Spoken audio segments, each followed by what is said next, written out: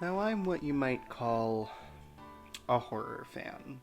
Or, if you don't really understand horror or why people enjoy it, a sadist and a psychopath. You may also know that I used to talk about movies on this channel for a little bit at the end of 2021, and you would have also noticed that I kind of stopped, and the reason for that is that I started working in a bookstore and stopped having time to watch movies as much. However, I did start moving towards reading a lot more.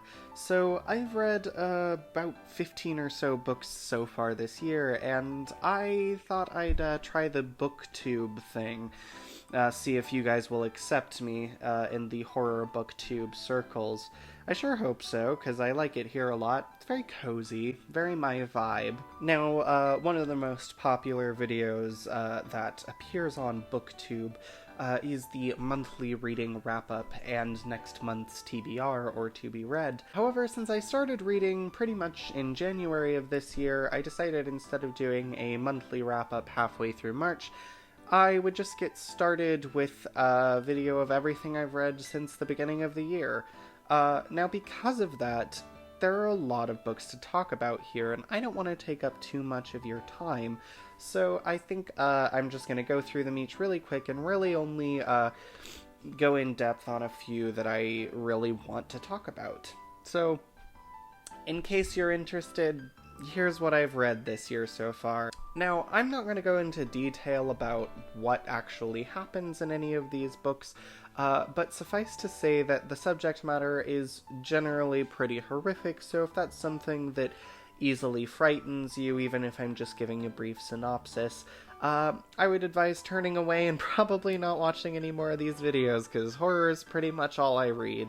However, I do love it, and I love talking about horror, and I love other people who love talking about horror, so let's talk about horror. The first book I read this year, and one that will kind of set an interesting precedent for the rest of this video, kind of in a negative way, because everything else I read is worse than this book, by virtue of this just being possibly the best book I've ever read, and that is The Ruins by Scott Smith.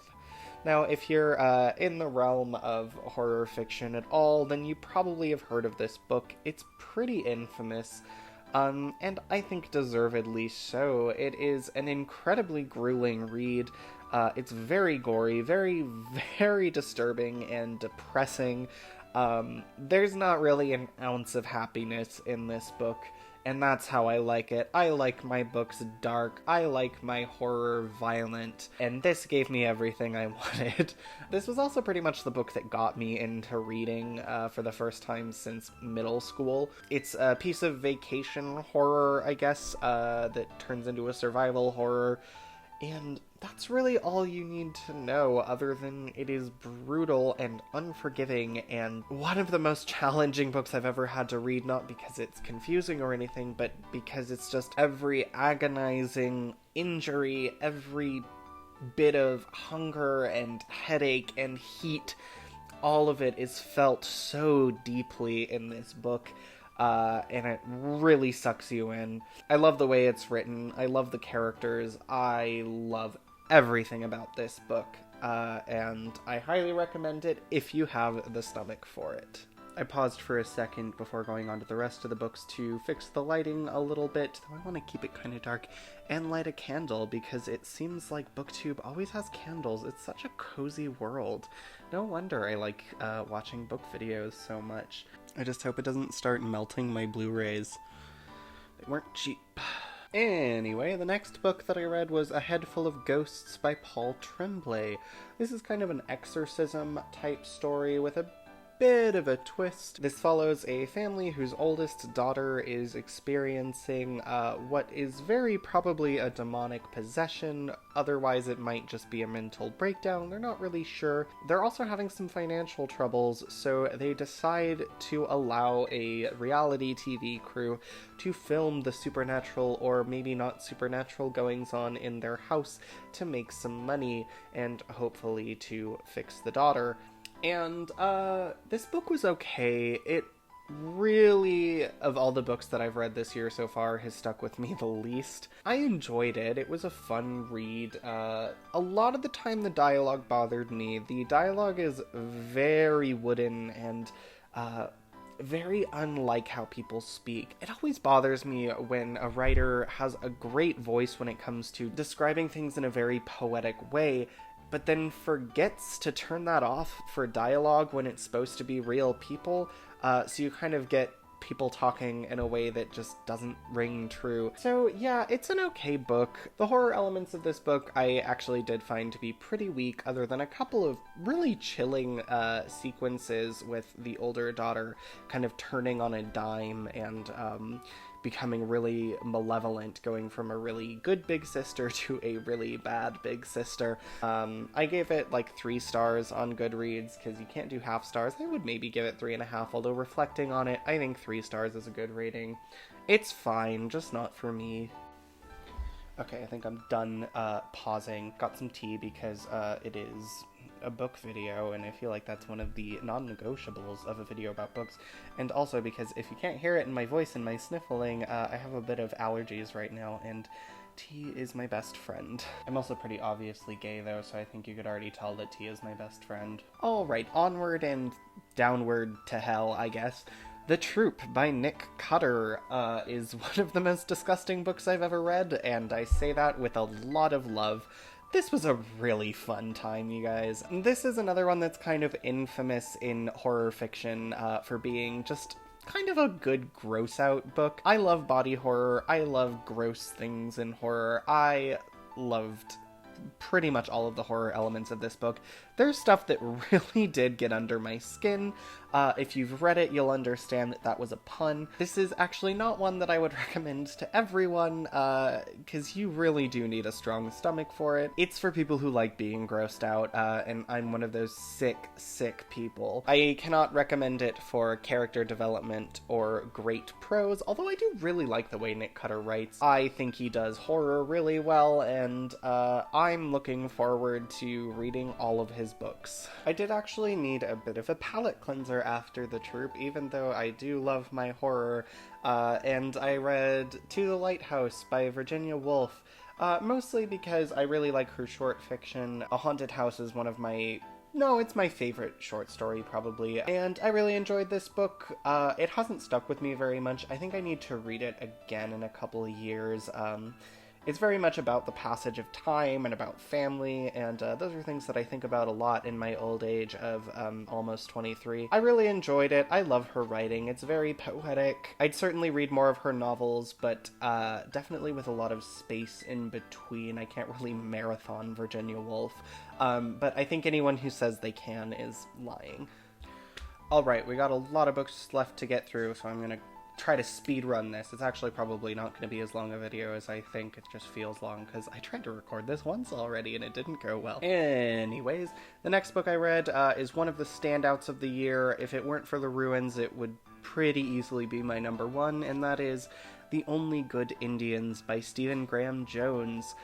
This is a beautiful read. The story and structure is so inventive. There are people who are going to be really pissed off by the story structure, even though it's very important, and at least I thought from the beginning it was very clear that it was gonna kind of go the way that it did.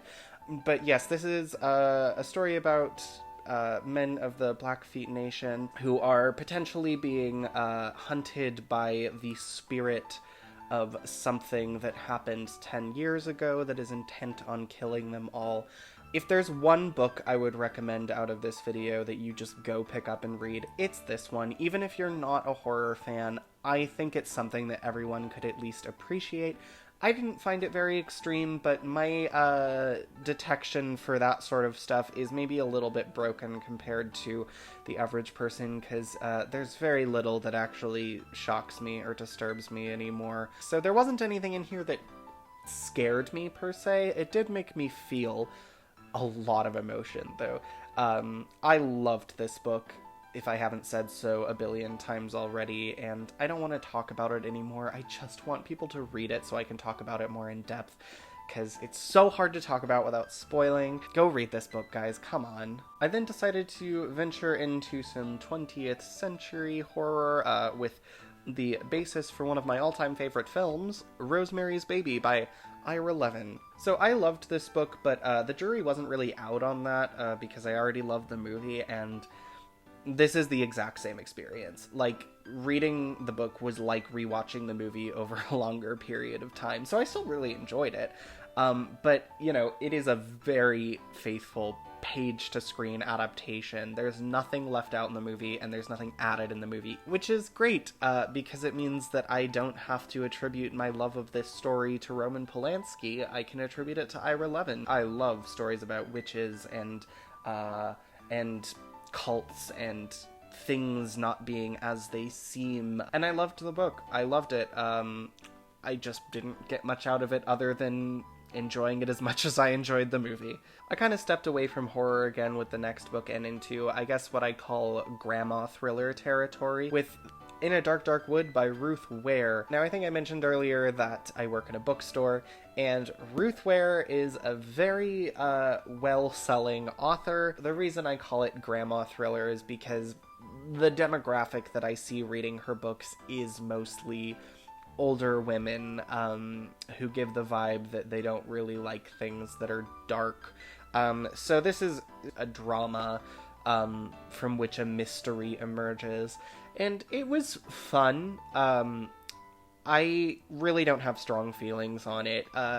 It was the first book by Ruth Ware I've ever read. It might be my last, I don't know. We'll see if I decide to pick up another one of her books. It doesn't really hide its surprises very well. I was able to guess who did it fairly early on, and correctly, I might add. It kind of seems to advertise itself as a really dark, scary book, like in the vein of Gillian Flynn. I mean, this cover is very Gillian Flynn. It was an easy read. It would be a good beach read. If you find yourself a reader of, as I said, grandma thrillers, I would recommend it. You'll probably enjoy it. I really wish I had more of a selection of horror mugs. This is the only one that I have that's, you know, vaguely horror, and it's from Aliens, not Alien, and I don't really see Aliens as a horror movie. It's more of an action. Continuing on, we have The Haunting of Hill House by Shirley Jackson, which is one of my favorite books I've read this year so far. I thought this was beautiful. Again, not quite scary, although it is tense. Really what made me fall in love with this book were the characters. The protagonist, Eleanor, is just one of the best characters I've ever read in fiction. I found myself so drawn to her, and there was so much about her that I really identified with, and felt, I guess, to borrow a phrase, I felt very seen by this book. It's beautiful. It made me cry. I was talking to someone recently who is just really not into horror, and kind of was asking for a good starting point with horror fiction, and this was what I immediately jumped to, because it's not extreme or anything. There's no gore. There's very little supernatural actually happening. It is just very much a book about some really interesting characters that you love being around. I can't wait to read the rest of her stuff. Alright, we're down to the last 5. Let's see if I can keep this video under 15 minutes. I doubt I'll be able to, but we'll see.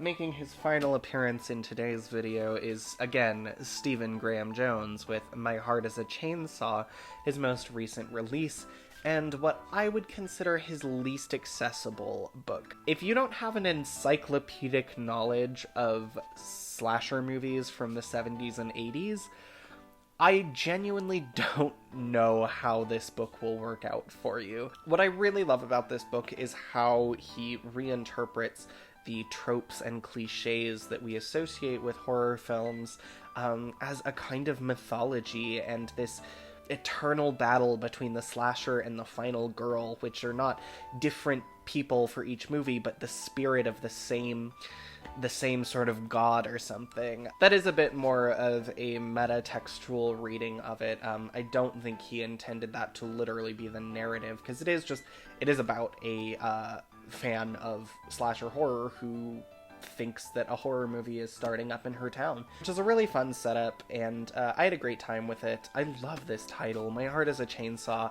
Just, is there anything that sums up the feeling of being a horror fan more than this? What I really am drawn to with Stephen Graham Jones's work is this idea that we kind of share a heart as horror fans. I still just really connected with how he approaches horror on sort of a philosophical and a literary level. So there's a lot to this book. There's a lot I loved about it. It is not The Only Good Indians, but few things are. I still enjoyed it. I would still recommend it if you like slasher movies, but it was definitely for me.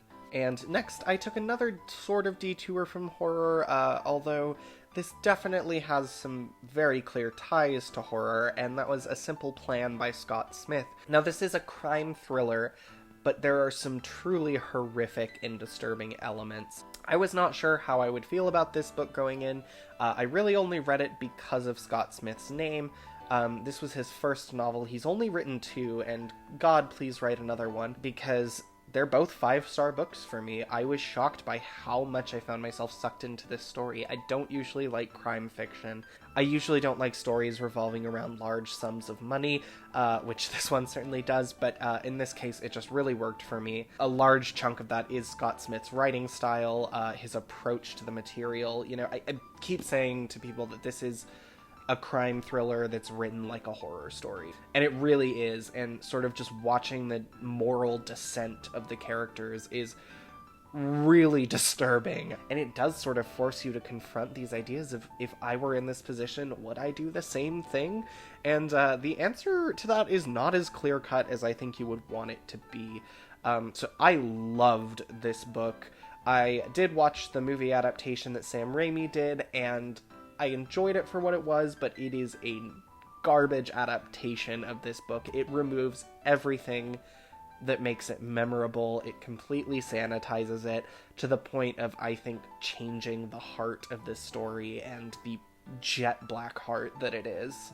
I'm a bit embarrassed to admit that I read a manga. It is what I've always thought since I found out about it. You know, that is the only one that I think I would enjoy, or at least this author is the only manga author that I think I would enjoy. And I know it's a much bigger world than that. There's probably a lot of stuff out there that I would enjoy. The book I read was Uzumaki by Junji Ito, and I really enjoyed it. However, it did confirm for me that manga is just not a medium that I personally would enjoy seeking out if I'm looking for a literary experience. To me, reading it was more like watching something.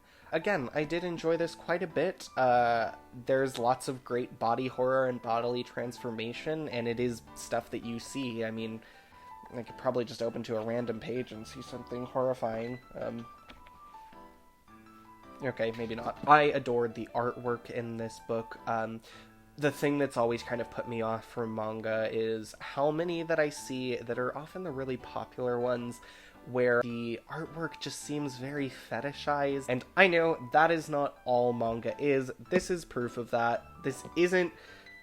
Well, it's not a sexy book to me. There's probably stuff in here that people would maybe find sexy. As I said, this is the kind of manga I would enjoy reading and did enjoy reading. I'm curious to check out his other work. I really like it. I enjoyed it a lot. Now, these last 2 books are things that I finished in the last couple of days, so my memory of them is a lot more fresh. The first of which is actually a new release. It came out about a week ago, and that is Katrina Ward's Sundial. Katrina Ward is the author of The Last House on Needless Street, which I have not read, but a ton of people have gone feral for. I wanted to pick up this book for 2 reasons. One, because the cover is so magnificent and gorgeous, I just wanted to have this on my shelf. Also, it is a horror book set in the desert, which is so exciting to me because I live in the desert. I think there needs to be so much more desert-based horror, and I think Katrina Ward nailed the atmosphere. I mean, the desert is such a magical place that really is teeming with life. So I loved the atmosphere of this book. I didn't get on with the story so much, and the reason for that is pretty much because I wanted something that was more of a horror story, and this ends up being more of a thriller, eking into sci-fi territory even, without spoiling too much. What I appreciated most about it was how Katrina Ward writes the extremely volatile relationship between the main character and her husband. It's really hard to read, it's really horrific, that's where the horror comes from. It's not from any sort of supernatural thing or any, like, violence that happens later on, although, you know, maybe those things are sprinkled in there as well. I don't want to spoil too much, especially since this just came out. It was like a 3.5-star book for me, again. And I enjoyed it enough to want to read Katrina Ward's other work, so yeah, looking forward to that. And we're down to the end, and it pains me to end on such a negative note, but the last thing that I read was a novella that I read yesterday in its entirety while couch-ridden with whatever cold or allergies I have, and that is whatever this book is called. Nothing But Blackened Teeth by Cassandra Khaw. I wanted to like this so bad. I love the artwork on the cover, but God, this one was rough. I'm sorry. The characters are horrible. The story hints at things that are profound, but it doesn't flesh any of them out. It spends way too much time showing off how much time Cassandra Khaw has clearly spent with a thesaurus. Really, the writing in this just grated on me, and I really wish I could have liked it more. I like the concept, but yeah, I mean, nothing about it was frightening, nothing about it was emotionally impactful, it didn't really flesh anything out to that point. If it weren't as quick a read as it is, I wouldn't have finished it. So I hope you enjoyed hearing me blather on and gush about all the horror books I've been enjoying this year. I love being a reader now. It's something I've always wanted to be, but have never quite found the time for, and now working around books all the time has me wanting to be reading books all the time. There's a lot of stuff I'm going to read this year that I'm super excited to check out. Some authors I've never read before, including Stephen King. I never read him. I am currently reading Nick Cutter's most recent book, Little Heaven. So stay tuned. I'm gonna do these probably at the end of every month. I don't think I'm gonna do another March wrap-up in 2 weeks, but we'll see. Maybe I'll read enough to warrant an entire video for that. But we'll just see where things go, which is my favorite thing to do. So that's gonna be it for me today, and happy reading.